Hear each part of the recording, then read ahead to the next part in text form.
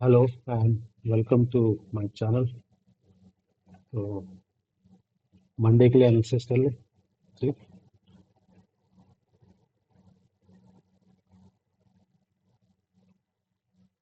चलो तो as usual start करते हैं। वो आई ओपन इंटरेस्ट पोजीशन से जो एफ आई एस और बाकी हमारे चारों प्लेयर ने क्रिएट की है उसको देख के देखते हैं कि क्या पोजीशन बनी है। ठीक है। तो ठीक है। तो सबसे पहले देखते हैं कि हमारे रिटेलर्स ने क्या पोजीशन बना रखी है। तो रिटेलर्स की जो पोजीशन है उन्होंने फ्यूचर को जो बाई की पोजीशन थी उन्होंने स्क्वायर अप कर दिया है ठीक ठाक क्वांटिटी में, और सेल को भी स्क्वायर अप कर दिया। ठीक। तो उनकी जो पोजीशन है वही फ्यूचर में वो बुलिश तो हैं अभी भी। ठीक है। लेकिन 50,000 जो क्वांटिटी थी उनके पास पॉजिटिव साइड से, मतलब बाइंग की पोजीशन सेलिंग से थोड़ी ज़्यादा थी।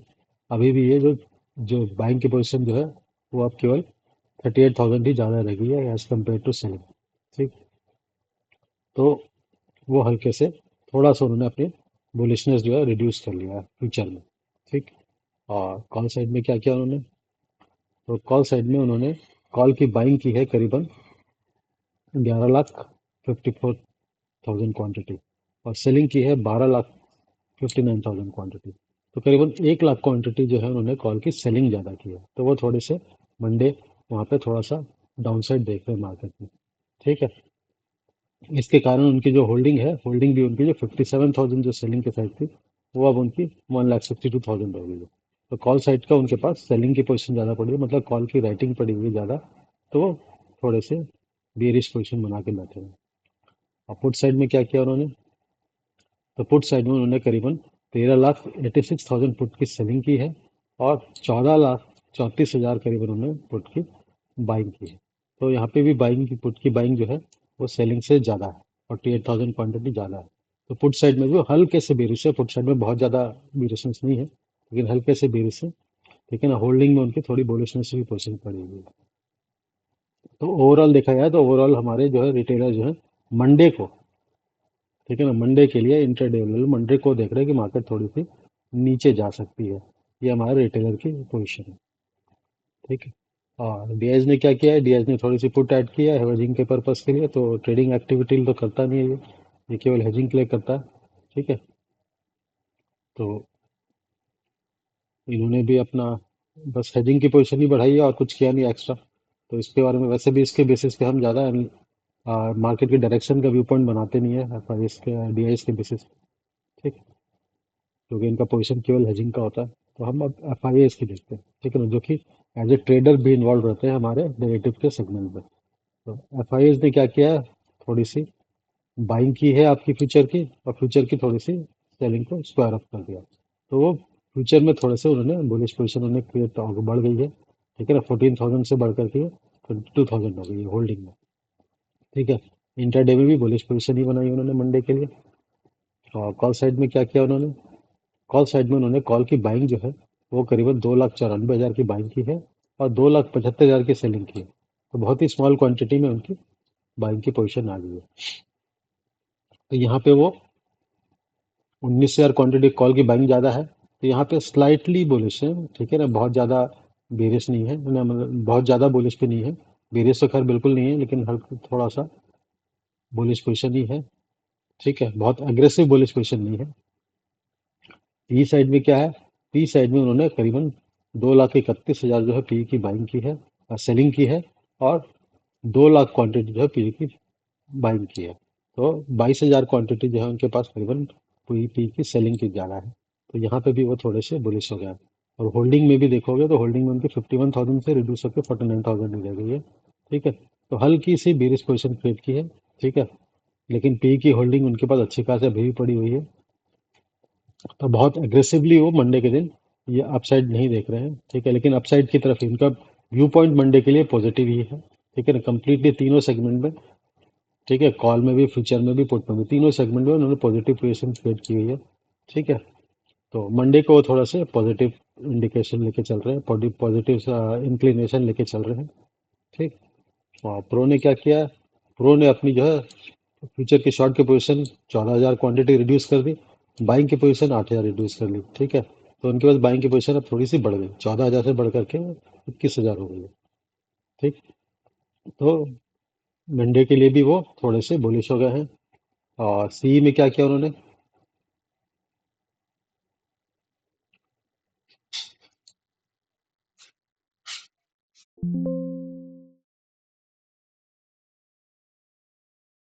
तो सी में उन्होंने क्या किया है, सी में उन्होंने 92,000 क्वांटिटी केवल सी की राइटिंग की है, और 1,77,000 क्वांटिटी जो सी की बाइंग की है। तो सी में करीबन उन्होंने 84,000 क्वांटिटी जो सी की बाइंग ज़्यादा की है। तो सी की तरफ से बुलिश हो गए। पी की तरफ क्या पोजीशन बनाई उन्होंने? पी में भी उन्होंने क्या किया है, 2,36,000 पी की राइटिंग की है, और 1,97,000 ही केवल उन्होंने पी की बाइंग की है। ठीक है। तो यहाँ पे भी वो पी में भी आपके थोड़े से बुलिश पोजीशन लेके थे। ठीक। तो तीनों सेगमेंट पे, फ्यूचर, कॉल, पुट, तीनों में वो थोड़े से बुलिश पोजीशन क्रिएट कर गए। तो इससे देख के क्या हमें लगता है क्लियर होता है? इससे देख के क्लियर कट लग रहा है कि हमारे एफ भी बुलिश है, और हमारे प्रो भी थोड़े से बुलिश है। ठीक है। तो दोनों के दोनों माइंडली बुलिश है, ये अग्रेसिवली बुलिशनेस कुछ नहीं, माइंडली बुलिश है। ठीक। तो मंडे को हो सकता है हम थोड़ा सा अपसाइड मूवमेंट देख सकते हैं। ठीक है। एटलीस्ट फर्स्ट हाफ में हो सकता है कि हम बुलिश पोजीशन ही रहे। तो साइडवेज भी अगर ओपन होता है तो हम अपसाइड जाएंगे, और गैप अप ओपन हो गया तो फिर वहां पे हो सकता है थोड़ी देर सस्टेन करेंगे। उसके बाद प्राइस एक्शन के हिसाब से हमें पता चलेगा कि हम नीचे जा रहे हैं या फर्दर अप जा रहे हैं। ठीक। तो इनिशियल मूवमेंट जो है मंडे का, वो हमारे पॉजिटिव रहने के चांसेस है। ठीक है, क्योंकि इस डाटा से हमें केवल इनिशियल मूवमेंट पता चलता है, और बाकी उसके बाद जो क्या होगा वो तो हमें उस वक्त वहां पे प्राइस एक्शन जैसे बन रहा है उसके हिसाब से डिसाइड कर सकते हैं। क्योंकि दोनों दोनों के पास अभी भी पोजीशन जो है, होल्डिंग की पोजीशन जो है ना, वो बेरस ही है। ठीक। क्योंकि बहुत अग्रेसिव इनके पास अभी भी, और बाइंग बुलिशनेस पोजीशन बहुत अग्रेसिव बनाई नहीं उन्होंने। तो मंडे के दिन हम थोड़े से अपसाइड देख सकते हैं। ठीक। तो अब चलो प्राइस एक्शन देख सकते हैं, देख लेते हैं क्या हुआ। ठीक है।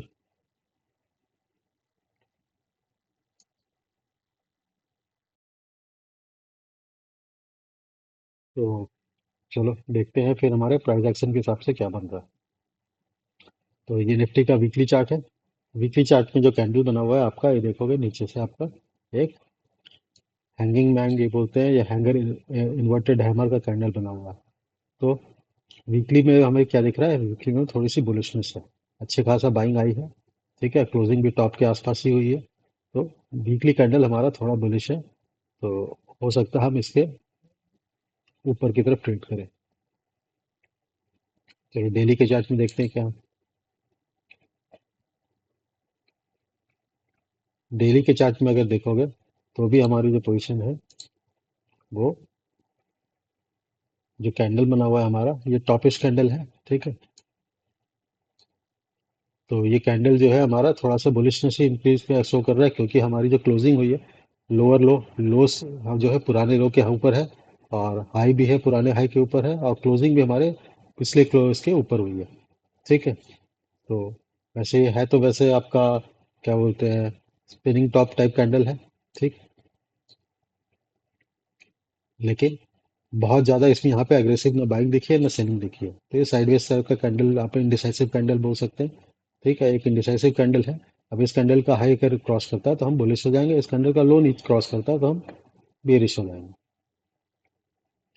तो फर्दर इसको और देख लेते हैं, और इससे छोटे टाइम फ्रेम में 75 मिनट में देख लेते हैं, जो कि हमारा मेन एनालिसिस का टाइम फ्रेम है। तो 75 मिनट्स में देखोगे तो मंडे के दिन हमारा ये फ्राइडे के दिन कंप्लीटली साइडवेज ही मार्केट रहा था। कंप्लीटली साइडवेज था, गैप अप खुलने के बाद पूरा पूरा साइडवेज ट्रेडिंग हुई।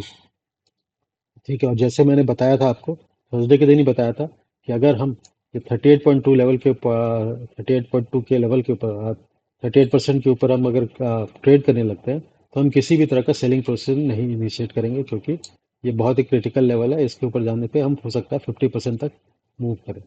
तो ये मैंने थर्सडे के दिन ही बता दिया था कि किसी भी रीजन से अगर हम 38.2 के ऊपर आ जाते हैं तो हम शॉर्ट के पोजीशन बिल्कुल नहीं बनाएंगे।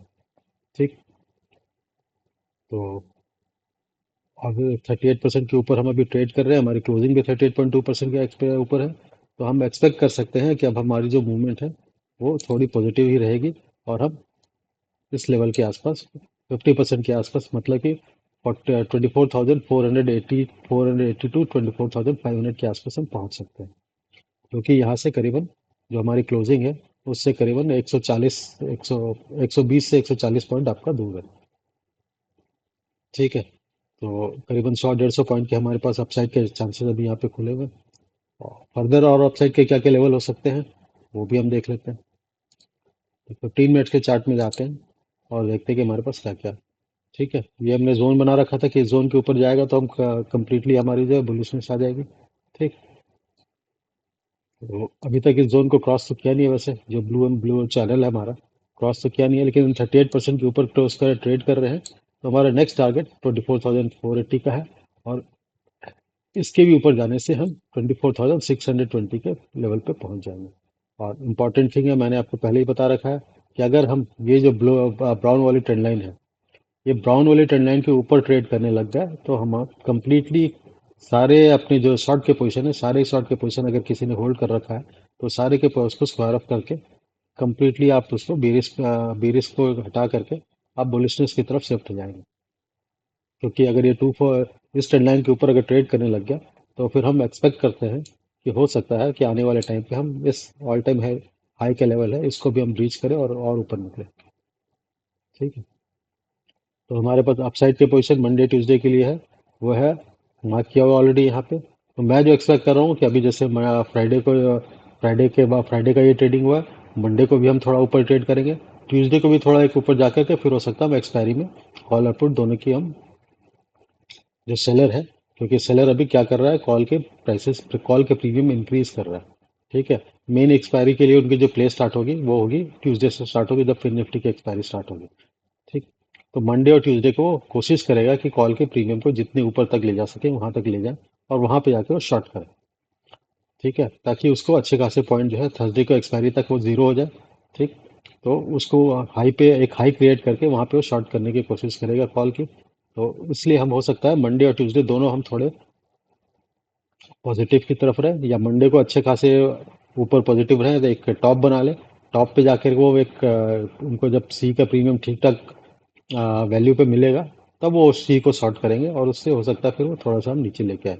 तो हम 24,500 के आसपास एक टेम्पररी टॉप बनने की कोशिश कर सकते हैं, या फिर इसको भी अगर ऊपर निकला तो 24,620 के आसपास एक हमारा टेम्पररी टॉप ट्यूसडे तक हमारा बनने के चांसेस है। और हो सकता है फिर ट्यूसडे वेडनेसडे थर्सडे हम एक, जितने लोग भी यहाँ से पी शॉर्ट करके चल रहे हैं, ठीक है, और ऊपर जाकर के वो कॉल शॉर्ट करेंगे तो इस रेंज के बीच वो इस रेंज के बीच अंदर 24,000 से लेकर 24,500 के बीच के अंदर वो एक्सपायरी क्लोज कर देंगे, ताकि दोनों साइड कॉल का भी प्रीमियम उनको पॉकेट कर ले और पुट का प्रीमियम भी पॉकेट कर ले। तो ये एनालिसिस मैंने देखा है कई दिनों से ऐसे ही चलता है, वो फ्राइडे के दिन फ्राइडे और मंडे तक वो एक रेंज क्रिएट कर देते हैं और फिर उसके बाद सारी की सारी जो कहानी है उस रेंज के अंदर ही पूरी एक्सपायरी है उस रेंज के अंदर कर लेते हैं। इसमें भी देखोगे आप, ये फ्राइडे को ये मंडे का हमारा रेंज बॉटम बन गया और उसके बाद इस बॉटम को पूरी इस ट्यूसडे से जो एक्सपायरी स्टार्ट हुई ये पूरी पूरी इस बॉटम में को ब्रेक नहीं कर पाई। मतलब पी यहाँ पे लाकर उन्होंने पी को यहाँ पे लाके पी राइट कर दी बॉटम बना करके।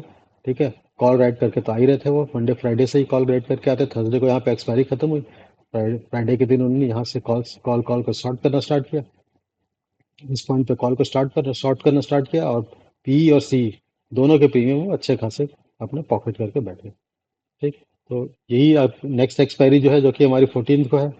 ठीक है, 13 एंड 14th, तो 13 एंड 14th को भी ऐसे ही कहानी मुझे लगता है बनेगी कि आपका एक यहाँ पे एक टेम्प्रेरी टॉप बना दिया जाएगा। तो टेम्प्रेरी टॉप के बाद नेक्स्ट फिर उसके बाद जो एक्सपायरी है वो कॉल की प्रीमियम भी पॉकेट कर लेंगे और पुट की प्रीमियम भी पॉकेट कर लेंगे। तो हमारी जो एक्सपायरी का जो रेंज होगा जो मुझे लगता है वो हमारा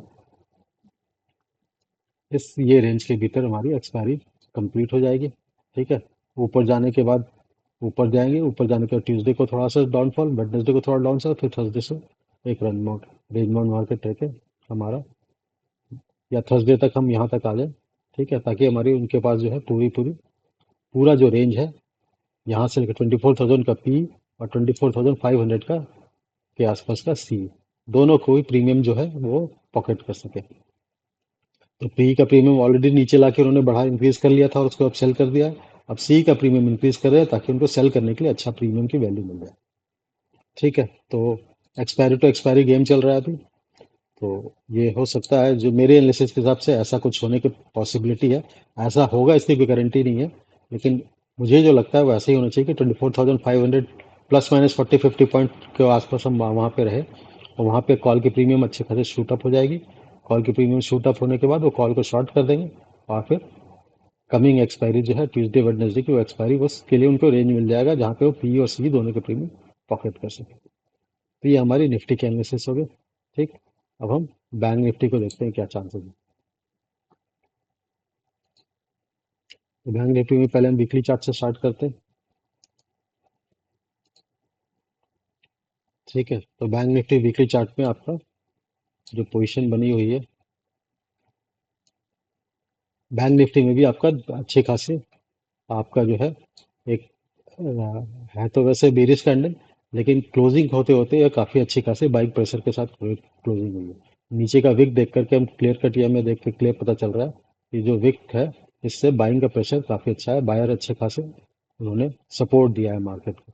ठीक है, तो अब हम ये एक तरह से यहाँ पे भी एक इन्वर्टेड हैमर टाइप का वो कैंडल बना हुआ है। तो इसके ऊपर हम अगर क्लोज करेंगे तो हम फिर इस रेंज में आ जाएंगे, आने के चांसेस है, और हम इस गैप को फिलअप करने के लिए ट्राई कर सकते हैं। ठीक है, अब देखते हैं इसका डेली चार्ट पे क्या है, और फर्दर रिड्यूस करते हैं। तो डेली चार्ट पे भी आपका एक बुलिश कैंडल ही है। कैंडल के कलर पे मत जाना। ठीक है, कैंडल जो है आपका, क्योंकि लोअर जो लो है पिछले लो के ऊपर है, हाई जो है पिछले हाई के ऊपर है, और क्लोजिंग भी जो हाई पिछला प्रीवियस हाई है उससे ऊपर ही हुई है। तो ये कैंडल बुलिश कैंडल ही है, कलर पे मत जाना। ठीक, तो ये बुलिश कैंडल ही है। तो हो सकता है मंडे के दिन बैंक निफ्टी में भी हम थोड़े से पॉजिटिव टेरिटरी में ट्रेड करें। ठीक है, तो अब इसके लेवल्स क्या क्या आ सकते हैं, पहले 75 मिनट्स में इसको फर्दर और देख लेते हैं कि क्या कहानी बन रही है वहाँ पे। ठीक, तो 75 मिनट्स के चार्ट पे भी मैंने आपको बताया था कि जब तक हम 38.2% का लेवल जो है 50,680-90 के लेवल के ऊपर हम क्लोज होकर के यहाँ पे सस्टेन नहीं करते, तब तक हम इसको बाई नहीं करेंगे। ठीक है, तो इसकी ट्राई तो किया उसने 38.2% के लिए वो ट्रेड करने के लिए, जैसे निफ्टी है वो इस लेवल के ऊपर ट्रेड करना स्टार्ट कर चुका है, क्लोजिंग भी 38.2% के ऊपर आ चुकी है। ठीक है, लेकिन बैंक निफ्टी में 38.2% को क्लोज के ऊपर क्लोजिंग आई नहीं है अभी भी, तो वो नीचे ही है। ठीक है, बैंक निफ्टी में एक क्रिटिकल पॉइंट क्या है हमारे पास, कि हमारी जो वाई वेव है, ठीक है, वो हमारी वाई वेव हमने अजूम किया था कि अभी वाई वेव कंप्लीट नहीं हुई है। ठीक है, या जो है वो हम थर्ड और फोर्थ वेव में है, फोर्थ वेव फिफ्थ वेव जो है हमारी नीचे की तरफ आके बनने के चांसेस है। ठीक है, लेकिन मैंने वाई वेव जो कुछ आप देखोगे पहले मैंने ऐसे मार्क कर रखा था कि हम यहाँ कहीं बनेंगे वाई वेव। ठीक है, लेकिन मैंने अब उसको शिफ्ट करके यहाँ कर दिया, रीजन बीइंग कि हम इस ट्रेंड लाइन के बहुत पास पहुंच चुके हैं। ये जो जीरो टू टू की ट्रेंड लाइन है, जो मैच्योरिटी वाली ट्रेंड लाइन है, अगर इस ट्रेंड लाइन के ऊपर हम मंडे को क्लोज कर गए तो हमारा वाई यहाँ पे कंप्लीट हो चुका होगा। ठीक है, तो ये सेकंड करेक्शन हमारा लार्जर टाइम फ्रेम में भी कंप्लीट हो चुका होगा, और फिर हम एक एक्स की तरफ या फिर एक बुलिशनेस मूव की तरफ हो सकता है मूव करना स्टार्ट कर दिया। ठीक है, तो एक्स की तरफ मूव कर रहे हैं या फिर फर्दर डाउनफॉल आएगा उसका हमें कैसे पता चलेगा, वो हमें पता चलेगा हम 61% के लेवल, मतलब 51,316 का लेवल है, इसको एक्सीड करते हैं कि नहीं करते। अगर हम किसी भी ट्रेडिंग वेव का 61% के ऊपर एक ट्रेड करने लगते हैं, ठीक है, तो हम थोड़े से बुलिशनेस की तरफ मूव करने के चांसेस ज़्यादा है। और इनफैक्ट ये जो बड़ी वाली ट्रेंड लाइन है B2X की ट्रेंड लाइन जो है, इस ट्रेंड लाइन के ऊपर ब्रेक कर दिया तो हम कंप्लीटली कंप्लीटली बुलिश हो जाएंगे, और हम ये एक्सपेक्ट करेंगे कि बैंक निफ्टी भी है आपका अपने हाई की तरफ बढ़ना स्टार्ट होगा, कम से कम इस लेवल पे तो ब्रेक करेगा ही करेगा, मतलब 52,000 के लेवल के आसपास, 52,000 टू 53,000 लेवल के आसपास पहुंचने की कोशिश करेगा। ठीक है, तो कमिंग वीक्स में हो सकता है बैंक निफ्टी के मूवमेंट मूवमेंट जो है अपसाइड की तरफ हो, प्रोवाइडेड प्रोवाइडेड कि हम 38.2 पर इस ट्रेंड लाइन को पहले ब्रेक कर देते हैं। इस ट्रेंड लाइन को ब्रेक करने के तो ऊपर सस्टेन कर पाते हैं 50% के ऊपर। ठीक है, नहीं तो हमारे जो है अभी भी ये जो वाई वे इसको ट्रेंड लाइन को ब्रेक करने के तो वाई वे जो कंप्लीट हुई है, उसके बाद हम ट्रिपल करेक्शन में मूव कर जाएंगे। ठीक है ना, यहाँ पे हमारा एक और फर्दर एक एक्स बन जाएगा, जैसे एक्स बना हुआ एक थर्ड करेक्शन के लिए हमारे यहाँ एक्स बन जाएगा, फिर हम नीचे की तरफ वहां से मूव करना स्टार्ट हो जाएंगे, जो कि इलियट वेव की स्टडी के हिसाब से ऐसे ही हमें लग रहा है। ठीक है, तो इलियट वेव के हमारी करेक्शन कब कंप्लीट होगी, इलियट वेव का जो कंफर्मेशन आता है करेक्शन कंप्लीट होने का, वो हमारा ये ब्लू वाली ट्रेंड लाइन है। इस ट्रेंड लाइन के ऊपर जब तक ट्रेड नहीं करेगा तब तक हमारा करेक्शन करेक्टिव जो ट्रेंड चल रही है वो हमारी अब तब तक ओवर नहीं होगी। ठीक है, तो अब 15 मिनट्स में भी देख लेते हैं हमारे पास क्या क्या लेवल्स हैं। ठीक,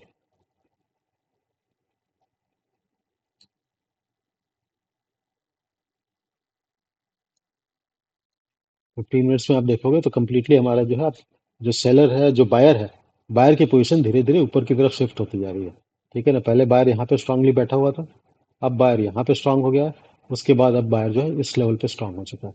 ठीक, तो अब जब तक ये बायर का लेवल क्रॉस नहीं होता नीचे की तरफ, तब तक हम इसमें सेलिंग का फर्दर प्रेशर, अगर इस लेवल को क्रॉस करता है तो हम वापस से, एक ये सपोर्ट का जोन है 50,280 का, ये जो हाई, ये ब्राउन लाइन बनी हुई है, ये एक सपोर्ट का जोन है। इसको ब्रेक करने के बाद हम फिर और नीचे, फिर से हम नीचे इसके नीचे आ सकते हैं। ठीक है, लेकिन चांसेस जो है जिस तरह से सेंटीमेंट पॉजिटिव बनी हुई है, इनफैक्ट आप देखोगे तो फ्राइडे के दिन एफ ने भी बाई किया है और डी ने भी बाई किया है। एफ ने करीबन 470 करोड़ की बाइंग की है और डी ने करीबन 23,000 क्वान्टिटी, 23,000, सॉरी, 3,000 का करोड़ की के आसपास की बाइंग की, 2,300 करोड़ के आसपास की बाइंग की।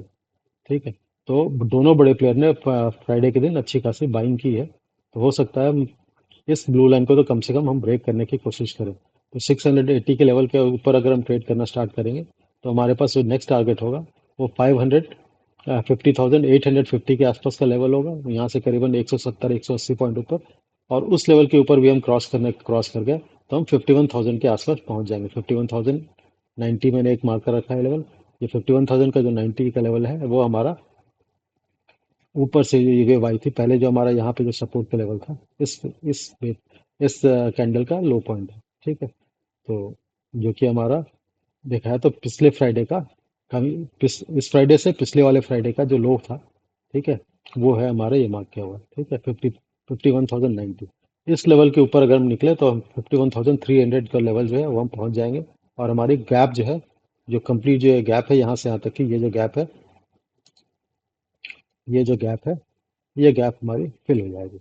तो मुझे लगता है कि हो सकता है मंडे ट्यूसडे से, मंडे को हम कोशिश करें कि कम से कम 51,000 के लेवल के आसपास पहुंचने की कोशिश करें। तो ये जो कि यहाँ से करीबन 600 पॉइंट दूर है, 520 पॉइंट आसपास दूर है। तो मंडे को हो सकता है कुछ अप रहे और उसका ट्यूसडे को हम अप रहने के बाद यहाँ पे फिर वो कॉल्स की सेलिंग हो सकता है स्टार्ट हो।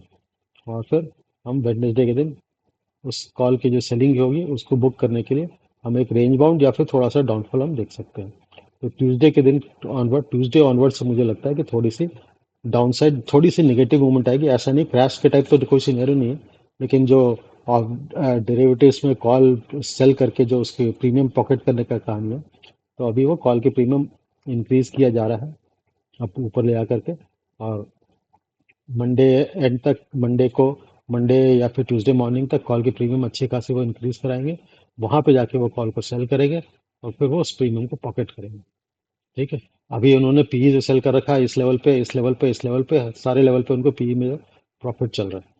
ठीक है, तो इस लेवल पे भी अगर उन्होंने पी जो सेल किया है कल के दिन, मतलब फ्राइडे के दिन, इसको भी प्रॉफिट करेंगे और ऊपर ले जाएंगे। तो फिर हमारे पास जो रेंज हो जाएगी नेक्स्ट एक्सपायरी की, वो जो हमारी रेंज आ जाएगी, वो हमारी रेंज जो हो जाएगी वो हमारी 50%, मतलब 51,000 से लेकर के हमारी ये जो लेवल है, ये रेंज हमारी उनके पास एक एक्सपायरी की रेंज मिल जाएगी, जो कि वेडनेसडे के दिन हम इस रेंज के अंदर हो सकता है ट्रेड करें, जिससे कि उनको जो है कॉल और पुट दोनों के प्रीमियम सेल करने के बाद दोनों के प्रीमियम वो पॉकेट करेंगे। ठीक है, तो ये नेक्स्ट वीक में जो सिनेरियो बन रहा है, मेरे हिसाब से इस तरह से कुछ ट्रेडिंग एक्टिविटीज बड़े प्लेयर का जो चाल बन रही है, जो उन्होंने पोजीशन क्रिएट की हुई है, उसके हिसाब से ऐसा कुछ लग रहा है। ठीक है, तो अभी उनकी पूरी कोशिश है कि कॉल के प्रीमियम को इंक्रीज किया जाए, मार्केट के ऊपर ले जाए। अगर कॉल के प्रीमियम उनको लगता है कि एक प्रॉफिटेबल ठीक ठाक रिवार्ड के हिसाब से बन जाएगी, तब फिर वो सेल करेंगे। उसके बाद फिर वो एक रेंज बाउंड मार्केट में एक्सपायरी क्लियर कर देंगे, ताकि पुट जो उन्होंने सेल कर रखा है, ठीक है, जो पुट सेल कर रखा है उसको भी पॉकेट कर लें, और जो कॉल सेल करेंगे अब मंडे को या ट्यूसडे को उसको भी वो पॉकेट करें। ठीक। तो हमारे पास रेजिस्टेंस का लेवल जो है अभी हमारे पास ये रेड जोन अभी भी है, और ये ब्लू लाइन तो जैसे बताया ब्लू लाइन क्रॉस कर गई तो हमारे वाई वेव कंप्लीट, और हम एक्स वेव है, जो कि एक्स वेव हमारा वैसे तो 127% तक जा सकता है। ठीक। लेकिन पुराना एक एक्स वेव जो क्लियर है हमारे पास बना हुआ है। ठीक है। तो नॉर्मली अगर सेकंड भी आपका करेक्टिव वेव रहा, थर्ड करेक्टिव वेव स्टार्ट होना होगा, तो हम इस लेवल को क्रॉस नहीं करेंगे, जो कि 52,300 का लेवल है। तो वो जो कि बहुत ऊपर है, यहाँ से करीबन आपका 2000 पॉइंट ऊपर है। ठीक है। तो वहां तक पहुंचने के चांसेस अभी कम से कम कमिंग एक्सपायरी तक तो नहीं है। उसके बाद हम देखते हैं कि हम ये ब्लू वाली ट्रेंड लाइन जो है, जो कि 20 से एक्स की ट्रेंड लाइन है, इसको हम ब्रेक करते हैं या इसके आसपास की किस तरह की ट्रेडिंग आती है। हो सकता है यहाँ से हम सपोर्ट रिजेक्शन लेकर के वापस नीचे की तरफ आ जाए, प्रोवाइडेड हम ये गैप फिल कर पाते हैं। ठीक है। तो अभी तो पूरी पूरी कोशिश यही रहेगी कि गैप को फिल करने की कोशिश किया जाए, जो कि 51,200 का लेवल है, 51,300 का लेवल है। तो मंडे ट्यूसडे तक हो सकता है इसके आस यहाँ तक नहीं भी तो एग्जैक्टली इसके आसपास तक पहुंचाने की कोशिश की जाए, और गैप फिल करके फिर वापस वो डाउन नीचे की तरफ आए, और कॉल की प्रीमियम भी पॉकेट कर ले। पुट की प्रीमियम तो तब तक अच्छे खासे डिके हो चुकी होगी, अगर 51,300 तक जाएगा तो बहुत अच्छी खासी डिके हो चुकी है, जो कि यहाँ से करीबन 1000 पॉइंट ऊपर है। सॉरी, हाँ करीबन 1000 पॉइंट ही ऊपर है, 900 पॉइंट है तो 1000 पॉइंट के आसपास मान सकते हैं। तो करीबन 1000 पॉइंट ऊपर है, तब तक पुट का प्रीमियम बिल्कुल खत्म हो चुका होगा। ठीक है। वहाँ पे कॉल के प्रीमियम अच्छा खासा बढ़ चुका हो, तो वहाँ पे कॉल को सेल करके एक्सपायरी में वो कॉल के प्रीमियम को पॉकेट कर ले। तो कमिंग एक्सपायरी का जो गेम प्लान जो मुझे लग रहा है वो ये है कि अभी वो पुट को अच्छा खासा सेल करके बैठे हुए हैं, अब वो कॉल के प्रीमियम इंक्रीज कर रहे हैं, कॉल के प्रीमियम का जब वैल्यू उनको ठीक ठाक मिल जाएगी तब वहाँ पे शॉर्ट करके, तो वो ट्यूसडे और वेडनेसडे और थर्सडे इन तीनों दिन फिर से वही सेम रेंज बाउंड मार्केट, या फिर एक अच्छा खासा अगर डाउनफॉल आ गया ट्यूसडे वेडनेसडे तक, तो उनको कॉल की प्रीमियम की अच्छी वैल्यू मिल चुकी होगी, पुट की वैल्यू भी अच्छी मिल चुकी होगी। फिर वो क्या करेंगे, जो लोग होल्ड करके बैठे होंगे कॉल को या पुट को, उनको ट्रैप करने के लिए फिर वो हो सकता है थर्सडे के दिन या फिर थर्सडे के दिन आपका एक अच्छा खासा मोमेंटम वाली मूव, जो कि आपका सिंपली स्टॉप लॉस हिट कराने के लिए वो आ जाए मूव। ठीक है। तो ये सब आप जब वेडनेसडे या थर्सडे आएगा तब पता चलेगा कि कितने उन्होंने प्रीमियम पॉकेट कर लिया है, और कहाँ तक कॉल की प्रीमियम उन्होंने ऊपर ले गया, और कहाँ पे जाकर उन्होंने कॉल को सेल करना स्टार्ट किया। ठीक है। तो अब हम वेट करते हैं, वेट करके हम ये ऑब्जर्व करेंगे कहाँ तक ये ऊपर जाता है। ठीक है। अगर जो बायर है वो तो इस अपसाइड की स्कैल्पिंग करते हुए चले अपसाइड को। ठीक। अपना प्रॉफिट हर लेवल पे अपना बाई करके हर लेवल पे प्रॉफिट बुक करते हुए चले, प्रॉफिट बुक करके नया पोजीशन बना लो, क्योंकि अभी भी मार्केट में ऐसा नहीं है कि बहुत तगड़ा रिवर्सल के मूव दिख रहे हैं। ठीक है। बहुत एग्रेसिव उन्होंने किसी ने भी एग्रेसिव से बुलिश पोजीशन नहीं बनाई है। ठीक है। तो जो भी मिलता जा रहा है उसको लेकर के जेब में डालते चलो।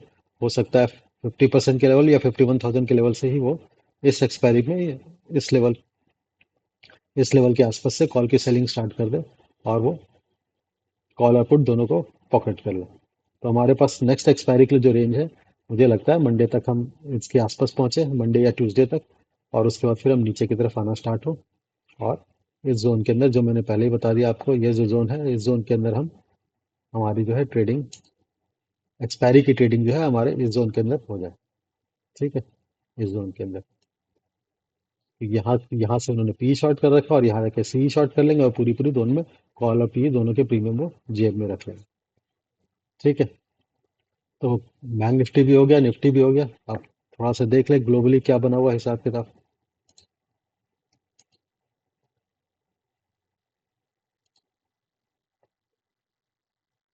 तो ग्लोबली देखा जाए तो यूएस की मार्केट सारी मार्केट साइडवेज थी। ठीक है ना।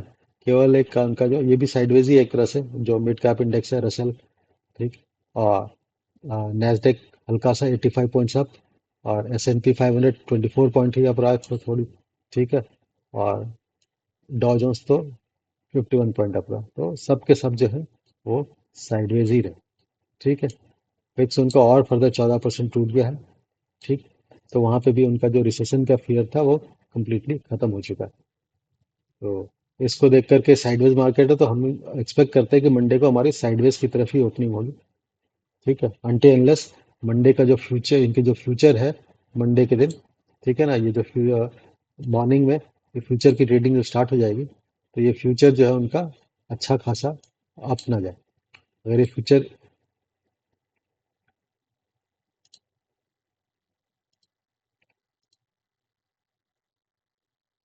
ठीक है, अगर मंडे के दिन जो फ्यूचर की वैल्यू है, जो अभी भी साइडवेज ही दिख रही है, अगर ये मंडे के मॉर्निंग में ये फ्यूचर की वैल्यू अगर इंक्रीज हो जाती है, तो हो सकता है हम गैप अप देख लें। ठीक, नहीं तो हम साइडवेज ही ओपन रहेंगे। साइडवेज या हल्का सा छोटा मोटा गैप अप, 40-50 पॉइंट का गैप अप, उससे ज़्यादा के गैप अप एक्सपेक्ट नहीं कर सकते। खास करके ये जो क्लोजिंग है अभी ग्लोबल प्लेयर्स की, उसको देख करके तो ऐसे ही लगता है कि हम इससे ज़्यादा की क्लोजिंग एक्सपेक्ट नहीं कर सकते, ओपनिंग एक्सपेक्ट नहीं कर सकते मंडे को। और उसके बाद फर्स्ट हाफ में जो है हमारी ट्रेडिंग पॉजिटिव साइड होने के चांसेस हैं। ठीक है, वो मैंने ऑलरेडी बता दिया है कि हो सकता है वो गैल, अभी वो कॉल की प्रीमियम इंक्रीज कर रहे हैं। कौन सा लेवल उन्हें लगता है कि जहाँ पे उन्हें कॉल की प्रीमियम ठीक ठाक हो चुकी है, वहां से उन कॉल को सेल किया जाए, ताकि ठीक ठाक वैल्यू उनके जेब में आ सके। उस लेवल पे आज जाकर ले जाने के बाद ही वो मार्केट को नीचे की तरफ फर्दर मूव करना स्टार्ट कराएंगे। और जो कि हमारा लेवल्स मैंने जो मार्क कर रखे हैं, उनमें से किसी एक लेवल पे अचीव करने के बाद, ठीक है, अगर सेलिंग का पोजीशन बनता है, तो हम जो लॉन्ग साइड अगर किसी ने जितने भी क्रिएट कर रखा है उसका प्रॉफिट बुक करके बाहर हो जाना। ठीक, और इमीडिएटली शॉर्ट मत क्रिएट करना अनटिल अनलेस हमारा आवरली कैंडल में लोअर लो बनना स्टार्ट नहीं होता। ठीक है, तो ये सिनेरियो लग रहा है, अब देखते होता क्या है। ठीक है, तो समरी वाइज क्या है, मंडे को हम थोड़ा पॉजिटिव रहने का चांसेस है। और ट्यूसडे से हो सकता है, ट्यूसडे 12 बजे के बाद या फिर 10 साढ़े 10 बजे के बाद हो सकता है थोड़ी सी डाउनवर्ड मूवमेंट आनी स्टार्ट हो, जब तक वो अच्छे खासे सीई की वैल्यू को इंक्रीज कर चुके होंगे। दोनों बैंक निफ्टी, निफ्टी फिर निफ्टी सब में वो कॉल के प्रीमियम को इंक्रीज कर चुके होंगे, और फिर उस प्रीमियम को पॉकेट करने के लिए वो नीचे की तरफ लाएंगे। ठीक है, पी साइड का तो ऑलरेडी उनको अच्छा खासा प्रीमियम जेब में आ ही चुका है, तब वो कॉल के प्रीमियम को पॉकेट करने के लिए थोड़ा ऊपर ले आकर के फिर ट्यूसडे वेडनेसडे को थोड़ा सा नीचे की तरफ लाने की कोशिश करेंगे। क्योंकि ऐसा भी नहीं कि हमारे रिटेलर ने बहुत ज़्यादा शॉर्ट की पोजीशन क्रिएट कर रखी हो। अगर रिटेलर की बहुत ज़्यादा शॉर्ट की पोजीशन क्रिएट की होती, तब फिर उनका स्टॉप लॉस हिट कराने के लिए वो बहुत ऊपर लेके जाते। लेकिन रिटेलर भी इस वक्त, हमारे रिटेलर भी काफ़ी अच्छे खासे इंटेलिजेंट हो चुके हैं, उनकी ट्रेडिंग भी स्मार्ट हो चुकी है। ठीक, तो उन्होंने भी बहुत अग्रेसिव शॉर्ट की पोजीशन नहीं बना रखी है, उनके पास भी बुलिशनेस की पोजीशन है। ठीक है, होल्डिंग वाइज, ठीक है, वैसे तो मंडे के लिए शॉर्ट की पोजीशन नहीं है, लेकिन होल्डिंग वाइज उनके पास भी शॉर्ट की पोजीशन है नहीं। तो वो उनको भी ट्रैप करने के लिए, ऐसा नहीं है कि मार्केट को ऊपर ले जाए और हमारे रिटेलर ट्रैप हो जाए, वो चांसेस रहे तो है नहीं। तो मार्केट को ऊपर ले जाएंगे, और रिटेलर जब बुलिश होने लगेंगे तब फिर वो वहां से नीचे ला करके कॉल का प्रीमियम और पुट का प्रीमियम सब का पॉकेट करेंगे। तो पूरी पूरी जो हमारी जो अभी जो ट्रेडिंग चल रही है, वो फ्राइडे टू फ्राइडे जोन के हिसाब से चल रही है। मतलब फ्राइडे और मंडे को क्या करते हैं वो, जिस तरफ भी उनको मार्केट ले जाना, पहले उस तरफ का प्रीमियम इंक्रीज कराते हैं। प्रीमियम इंक्रीज करा करके फिर उसको पॉकेट करते हैं। अब जैसे फ्राइडे को हमारे ऊपर गया है, मंडे को भी थोड़ा ऊपर रहेगा, कॉल का प्रीमियम बढ़ेगा, और फिर कॉल का प्रीमियम को प्रीमियम पुट करने के पॉकेट करने के लिए फिर वहां से वो निगेटिव टू साइडवेज की तरफ ट्रेडिंग ले आएंगे। ठीक है, जिससे उनको कॉल की सारी प्रीमियम एक्सपायरी होते होते वो जीरो हो जाएगी, और पूरी पूरी प्रीमियम जेब में। ठीक है, इस एक्सपायरी में भी उन्होंने देखो फ्राइडे के दिन तोड़ा मार्केट, मंडे के दिन तोड़ा, जिससे पुट का प्रीमियम अच्छा खासा बढ़ गया। पुट का प्रीमियम अच्छा खासा बढ़ने के बाद उन्होंने उसको सेल कर दिया, और सेल करने के बाद मार्केट को पूरा साइडवेज रख के कॉल भी पॉकेट कर लिया, पुट भी पॉकेट कर लिया। तो क्योंकि हमारा सारी, जब सेबी भी डर रहा है, आरबीआई ने भी वो अपनी पॉलिसी में बोला कि एफ एंड ओ में टर्नओवर बहुत ज़्यादा है, तो हम पूरा पूरा जो हमारी जो कंट्री है, वो केवल एफ एंड ओ वाली हब बन चुकी है पूरे दुनिया की। सारे F I S D I F and O में यहाँ पे केवल पैसा कमाने के लिए एफ एंड ओ में ही घुसते हैं। तो एफ एंड ओ में ट्रेडिंग उससे चली, तो वो ट्रैक वाइज ट्रेडिंग चलेगी। मतलब प्रीमियम खाना है उन्हें, वो बड़े प्लेयर हैं, वो सेल करके करते हैं, प्रीमियम को पॉकेट करते हैं। ठीक, तो पहले कॉल का प्रीमियम बढ़ाएंगे, और फिर उसको फिर पॉकेट करेंगे, तो नहीं फिर उसके बाद क्या करेंगे, पुट के प्रीमियम इंक्रीज करेंगे, फिर उसको पॉकेट करेंगे। तो हर एक्सपायरी में वो किसी एक साइड का दोनों साइड के प्रीमियम इंक्रीज करने की कोशिश करेंगे, और फिर उसको पॉकेट करेंगे। ठीक, तो क्लोज करते हैं यहाँ पे। ठीक है, तो मंडे को हम थोड़े से पॉजिटिव रह सकते हैं, मंडे और ट्यूसडे फर्स्ट हाफ तक पॉजिटिव रह सकते हैं। और उसके बाद हो सकता है हम थोड़ा सा साइडवेज टू नेगेटिव की तरफ ट्रेड करना स्टार्ट करें। ठीक है, ओके, बाय।